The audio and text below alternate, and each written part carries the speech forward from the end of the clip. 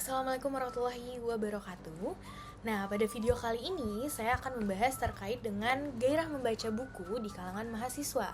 Saya seorang mahasiswa dan saya menyadari bahwa gairah membaca buku di kalangan mahasiswa ini sangat menurun sekali, dan kebanyakan mahasiswa membaca buku itu hanya untuk tugas gitu, tidak membaca buku secara konsisten setiap harinya dan tidak kemauan dari diri sendiri gitu. Nah, baca buku bukan cuman buat tugas saja gitu. Hari ini saya akan mengajak kita semua untuk menyadari bahwa membaca tidak harus dari akademik saja. Kadang membaca itu bisa jadi bentuk cinta untuk diri kita sendiri gitu. Nah, berdasarkan data juga minat baca ini menurun atau bergeser gitu. Nah, berdasarkan survei yang dilakukan oleh PISA yang dirilis oleh Organization for Economic Cooperation and Development, Indonesia menempati peringkat ke-62 dari 70 negara dan merupakan 10 negara yang memiliki tingkat literasi rendah. Dan UNESCO juga menyatakan bahwa Indonesia ini urutan kedua dari bawah soal literasi dunia. Artinya, minat baca sangat rendah. Dan menurut data UNESCO, minat baca masyarakat Indonesia sangat memprihatinkan. Hanya 0,001%. Artinya, 1000 masyarakat Indonesia cuma satu yang rajin membaca, dan itu bisa dimulai dari kita kecil sampai mahasiswa. Nah, selanjutnya adalah apa penyebab dari mahasiswa ini kehilangan minat bacanya. Yang pertama adalah membaca itu dianggap kegiatan yang membosankan. Nah, banyak mahasiswa punya persepsi bahwa membaca itu lambat, membosankan, dan tidak seinteraktif nonton video di TikTok gitu. Apalagi jika sejak kecil tidak terbiasa menikmati buku secara bebas dan juga menyenangkan. Yang kedua adalah distraksi digital dan sosial media. Sekarang itu adalah serba digital, dunia ini serba digital gitu. Aplikasi-aplikasi media sosial seperti TikTok, Instagram, dan YouTube menawarkan hiburan instan yang mudah diakses dan juga sangat adiktif.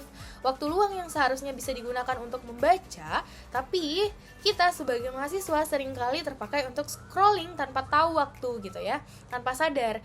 2 jam tiba-tiba sudah 2 jam saja gitu kan. Dan yang ketiga adalah kondisi psikologis dan kelelahan mental.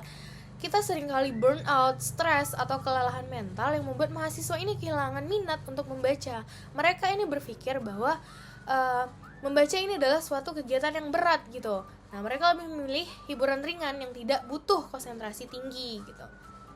Nah, sebenarnya apa sih solusi cara mengembalikan gairah membaca lagi pada mahasiswa? Nah, kita bisa untuk melakukan hal-hal kecil. Yang pertama adalah mulai dari buku ringan. Buku ringan ini seperti novel yang bergenre aksi atau romansa. Yang kedua komik. Nah, itu adalah buku yang sifatnya ringan gitu, tidak memiliki konsentrasi tinggi tapi bersifat menghibur kita.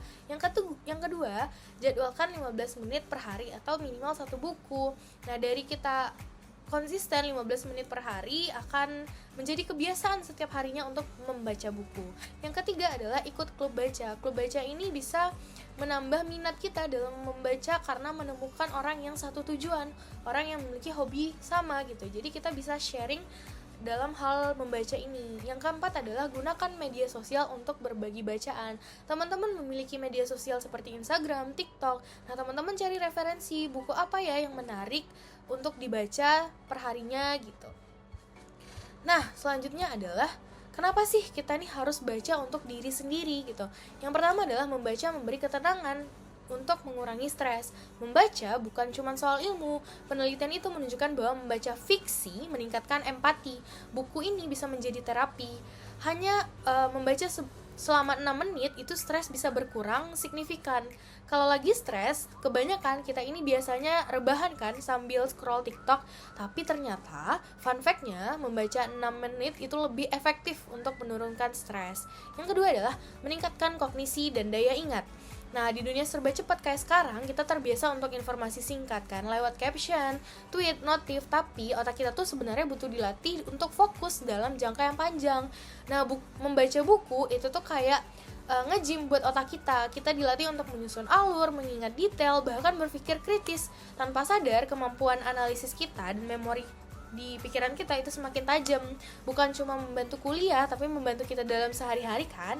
Nah, yang ketiga adalah menumbuhkan empati dan perspektif baru. Pernah nggak sih teman-teman baca cerita dan tiba-tiba ngerasa kayak, wah, aku ngerti banget nih perasaan tokohnya. Ini karena membaca, terutama baca buku fiksi, membuka jalan kita untuk empati gitu, dan memberikan banyak perspektif-perspektif baru yang tidak kita dapatkan gitu dari sebelumnya. Yang keempat adalah membantu untuk mengenali diri kita sendiri. Banyak dari kita yang sering mengalami kehilangan arah, overthinking, burnout, dan jawabannya kadang tuh bukan cari pelarian, tapi refleksi diri. Buku itu bisa jadi cermin. Lewat puisi, esai, terus cerita orang lain, kita bisa mengenali diri kita ini lebih dalam lagi. Kadang satu kalimat di buku itu bisa menampar diri kita lebih dari 1000 nasihat. Nah, itulah kenapa membaca itu penting, karena di tengah dunia yang ribut, yang bising, buku memberi kita ruang untuk mengenali diri kita sendiri dan mendengar suara hati kita sendiri. Nah, gitu. Nah, yuk mulai dari sekarang teman-teman luangkan 10-15 menit sehari atau minimal 1 buku. Baca apapun yang teman-teman suka gitu. Nggak harus berat kok. Banyak buku-buku yang sesuai minat teman-teman gitu. Nah, mulai dari yang ringan dan relevan. Nah, baca bukan buat tugas. Ingat lagi, baca itu bukan buat tugas, tetapi karena membaca ini karena kita suka gitu. Nah, read not just to pass, but to pause. 1 buku 1 hari. Sekian edisi cerita-cerita kali ini. See you di next video.